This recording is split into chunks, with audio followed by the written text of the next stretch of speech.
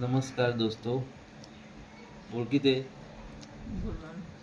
આજે ખમણ બનાવ્યું.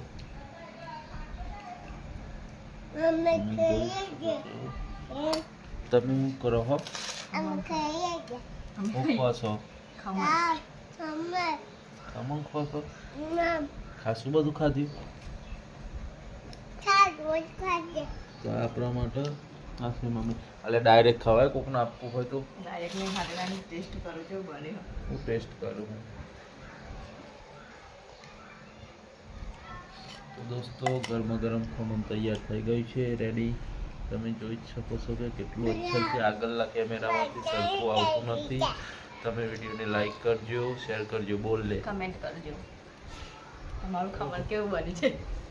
ખાર્યા વગર જોઈ આશી કે સબસ્ક્રાઈબર કરજો.